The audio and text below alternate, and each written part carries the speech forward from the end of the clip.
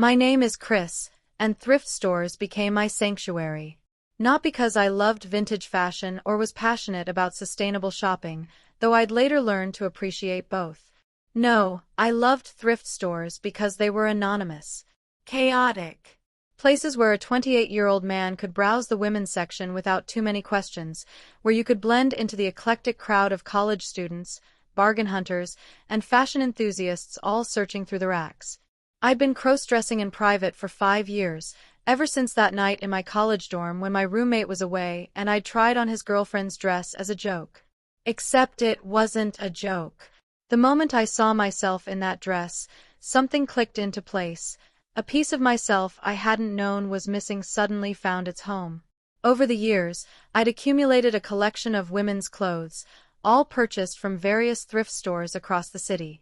I had a system: never shop at the same store twice in a month, always have a cover story ready, shopping for my sister/girlfriend/cousin, pay in cash, get in and get out quickly. It was lonely and exhausting, but it felt safer than the alternative. Ordering online and having packages arrive at my apartment where my nosy landlord might see, or shopping at regular stores where sales associates might remember me. Thrift stores were perfect. High turnover of staff and customers, chaotic inventory, cash transactions, no questions asked. Or so I thought. The Salvation Army on Mitchell Street was a particularly good one. Huge, disorganized, always busy. I'd been there maybe 4 or 5 times over the past year, always during weekday mornings when it was quieter. This particular Wednesday, I was looking for a dress for an upcoming Pride event I'd finally worked up the courage to attend. Not as Chris, but as Christina, the name I'd chosen for the version of myself that existed only in private. I was flipping through a rack of dresses in the back corner, examining a navy blue wrap dress that looked about my size, when I heard the voice. "That one's pretty, but the color's going to wash you out." I looked up and saw her, a woman in her early 60s with short silver hair styled in a pixie cut, colorful reading glasses hanging from a beaded chain around her neck, wearing a purple cardigan over a vintage band t-shirt and jeans. Her name tag read, Dorothy, Volunteer. "Oh, I started to say, reaching for my usual excuse. "Before you tell me it's for your sister, let me save us both some time," Dorothy said, her voice kind but direct. "I've been volunteering here for 12 years. I've seen every excuse in the book. And honey, the way you were holding that dress up against yourself to check the length? That wasn't sister shopping. That was personal shopping." My face went hot with embarrassment.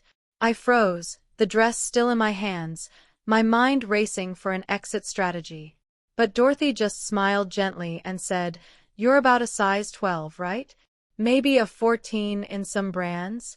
That dress is a 10. It's going to be too tight in the shoulders." She wasn't judging. She was helping. Yeah, I managed to say, my voice barely above a whisper. "I think I'm a 12. "Thought so. Come on, let me show you where the better options are. This back corner is all the stuff that doesn't sell. There's a reason for that. The good stuff is up front, but you have to know where to look." And just like that, Dorothy became my stylist. Dorothy led me through the store like a general commanding troops, pulling dresses from racks with the confidence of someone who knew every inch of inventory. "See, here's what you need to understand about thrift shopping," she said, holding up a floral midi dress. "It's not about finding something perfect. It's about finding something with potential. This dress, for example, the pattern's beautiful, the fabric is quality, but the hem is uneven and there's a small stain on the collar. Most people pass it by. But if you know how to hem and treat stains, this is a $20 dress that would cost $200 in a department store." She handed it to me, and I took it automatically, still somewhat stunned by what was happening. "Now, let's talk about your body type," she continued, moving to another rack. "You've got broad shoulders and a straighter torso, less defined waist than many women's clothes are cut for. So you want to look for styles that create shape rather than assume it. A-line dresses, fit and flare, wrap dresses with a tie waist. Avoid anything too boxy or anything that's meant to cling, because that's not going to be flattering. She was talking to me like I was any other customer. Like this was completely normal. How do you know all this? I asked. Dorothy glanced at me over her shoulder, a knowing smile on her face. Honey, I've been helping people find themselves in this store for over a decade. You're not the first person who's come in here looking for clothes that don't match the gender everyone assumes you are. And you won't be the last. Does it bother you? The question came out before I could stop it. She stopped walking and turned to face me fully. Does it bother me that you want to wear dresses? Why on earth would that bother me? You're not hurting anyone. You're just trying to feel comfortable in your own skin. If anything, I think it's brave. Something in my chest loosened, a tension I'd been carrying for so long I'd forgotten it was there. Now, Dorothy said, returning to business mode, let's talk about occasion. What are you shopping for? Everyday wear, special event, just building your wardrobe. There's a Pride event in 2 weeks, I admitted. I want to go as myself. The feminine version of myself. It'll be my first time out in public dressed like this. Dorothy's face lit up. Oh, that's exciting. Okay, so we're looking for something that's going to make you feel confident but also comfortable. You don't want to be adjusting your outfit all night. And it should be something that makes a statement. First impressions matter, especially when you're making a first impression on yourself. She pulled out a burgundy dress with a sweetheart neckline and a flared skirt, held it up against me, and nodded approvingly. Try this one. And here, she grabbed a denim jacket from another rack. Layer it with this for a more casual vibe. Very vintage, very Pride appropriate. By the time we finished, I had an armful of clothes. Dresses, skirts, blouses, even a pair of women's jeans Dorothy insisted I needed. Fitting rooms are in the back, she said, gesturing toward a small hallway. Go try these on. I want to see what works. The fitting room was just a small space with a curtain, a mirror, and a bench. I hung the clothes on the hooks and stood there for a moment, my heart racing. This was different from shopping alone. Dorothy was waiting outside, expecting to see me, to give feedback. This wasn't private anymore. This was real. I started with the burgundy dress, the one she'd seemed most excited about. I stripped down to my underwear and pulled it over my head, adjusting the straps and smoothing the fabric over my body. When I looked in the mirror, I barely recognized myself. The dress fit beautifully. The sweetheart neckline drew attention to my collarbones, the cinched waist created curves where there naturally weren't any, and the flared skirt balanced out my proportions. I looked feminine. I looked right. How's it going in there? Dorothy called from outside. Good, I think, I called back, my voice uncertain. Well, let me see. Can't give you feedback through a curtain. I hesitated for just a moment, then pulled the curtain back. Dorothy was sitting on a bench in the hallway, and when she saw me, her entire face brightened. Oh honey, that's the one, she said, standing up. That dress was made for you. How does it feel? It feels good, I said, and it was the truth. Really good. Turn around, let me see the back. I did a slow turn, and she nodded approvingly. Perfect fit in the shoulders, length is good, and the color is gorgeous with your skin tone. That's a keeper. She had me try on the rest. The floral midi dress, a black pencil skirt with a tucked-in blouse, the women's jeans with a flowy top. With each outfit, she gave feedback. What worked, what didn't, how to style it differently, what shoes and accessories would complete the look. It was like having a personal shopper, except we were in a thrift store and she was a volunteer who decided to adopt me as her project. When I'd tried everything on, I changed back into my regular clothes and brought the items I wanted out to the bench where Dorothy was waiting. So, what are we getting? She asked. I'd selected 5 items, including the burgundy dress and the denim jacket. Good choices, Dorothy said, examining my selections. But you're missing something. What? She stood up and walked to a glass case near the register that I hadn't paid attention to before.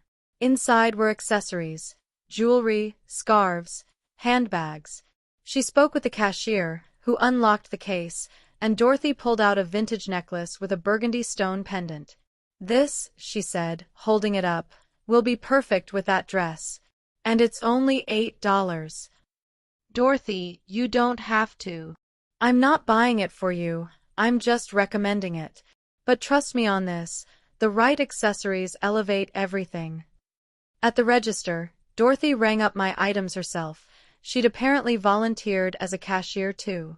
"Your total is $67.50, she said. "Highway robbery if you ask me, 5 pieces and a necklace, but that's thrift shopping for you." As I pulled out my wallet, she grabbed a business card from beside the register and wrote something on the back. "This is my personal number," she said, handing it to me. "I'm here Wednesdays and Saturdays, 9 a.m. to 2 p.m. If you ever want to come shopping again, let me know. I'll help you out." I looked at the card, then at her, overwhelmed. "Why are you doing this?" Dorothy's expression softened. "You want the real answer?" I nodded. "Because 30 years ago, my son tried on one of my dresses. He was about your age, maybe a little younger. And when I walked in on him, I reacted badly. I was confused, scared, angry, all the wrong emotions. I said things I regret to this day. And you know what he did? He stopped being himself around me. He hid for years, thinking he was broken, thinking he was wrong." Her eyes were shining with tears now. "It took a long time for him to forgive me, and even longer for me to forgive myself. He lives in San Francisco now with his husband, and he's happy. But I missed so many years of knowing the real him because I was too caught up in my own discomfort." She squeezed my hand across the counter. "So when I see someone like you, someone who's clearly struggling with the same thing my son struggled with, I make damn sure they know they're not alone. That they're not broken. That someone sees them and thinks they're worthy of help and kindness." I couldn't speak. Tears were streaming down my face, and I didn't care who saw. "Thank you," I finally managed to say. "You're welcome, honey. Now take these clothes home and practice walking in heels, because that Pride event is in 2 weeks and you're going to want to wear heels with that burgundy dress." Over the next 2 weeks, I went back to the thrift store 3 more times. Each time, Dorothy was there, ready with suggestions and encouragement. She helped me find shoes, a pair of black ankle boots that I could actually walk in, and yes, a pair of heels for the Pride event. She taught me how to assess clothing quality, how to spot alterations that needed to be made, how to mix and match pieces to create multiple outfits. But more than that, she became a friend. We'd sit in the break room during her lunch breaks, and she'd tell me stories about her son, about her own journey to acceptance, about the other people she'd helped over the years. "There was a teenager who came in a few years ago," she told me one afternoon. "Trans girl, clearly terrified, shopping in the women's section while her mother stood 10 feet away pretending not to know her. I helped that girl find a dress for prom, snuck it past her mother by ringing it up as a costume. Last year, she came back to visit me in her college sweatshirt, confident and happy. That's why I do this." During those 2 weeks, Dorothy taught me more than just how to shop for clothes. She taught me how to carry myself, how to think about fashion as self-expression, how to be kind to myself when something didn't look right.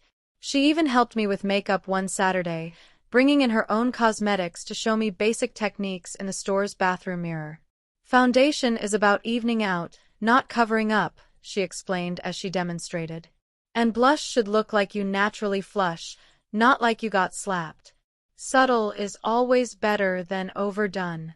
By the time Pride rolled around, I had a complete outfit, basic makeup skills, and something I hadn't had before, confidence. The night of Pride, I stood in front of my bedroom mirror fully dressed as Christina for the first time with a destination in mind. The burgundy dress fit perfectly. The denim jacket added just the right casual touch. The heels made me feel powerful despite the fact that I wobbled slightly with each step. The vintage necklace Dorothy had recommended caught the light beautifully. And my makeup, while not perfect, was passable. I looked like myself. Finally, completely, undeniably myself. I'd arranged to meet Dorothy at the Pride event. She'd insisted on coming to support me, and I'd been too grateful to refuse. When I arrived at the park where the event was being held, the crowd was already massive. Thousands of people in rainbow colors, glitter, pride flags, and outfits ranging from casual to absolutely spectacular. I texted Dorothy, "I'm here, near the entrance, wearing the burgundy dress."